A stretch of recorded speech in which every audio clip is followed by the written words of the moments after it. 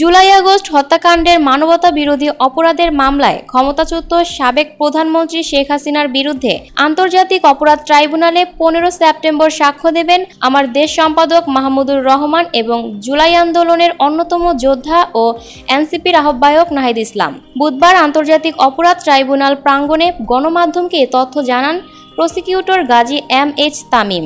তিনি জানান, রাষ্ট্রপক্ষের গুরুত্বপূর্ণ এই দুই সাক্ষী বুধবার সাক্ষ্য দেওয়ার কথা থাকলেও ব্যক্তিগত সীমাবদ্ধতার কারণে তারা হাজির হতে পারেনি। তাই স্বরাষ্ট্রপক্ষের সময় আবেদন মঞ্জুর করে সোমবার দিন ধার্য করেছে ট্রাইব্যুনালে। বিগত সরকারের মেয়াদে সংঘটিত সব মানবতা বিরোধী অপরাধ এবং জুলাই আগস্ট গণহত্যা প্রমাণে এই দুজন রাষ্ট্রপক্ষের গুরুত্বপূর্ণ সাক্ষী হিসেবে ট্রাইব্যুনালে তাদের অভিজ্ঞতা তুলে ধরবেন বলেও জানায় রাষ্ট্রপক্ষ।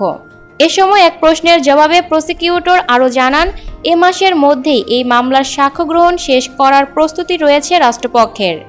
এদিন 2016 সালে যশোরের দুই শিবির নেতাকে গুলি করার মামলায় আসামি কনস্টেবল সাজ্জাদুর রহমানকে গ্রেফতার করে ট্রাইব্যুনালে হাজির করা হয়েছে।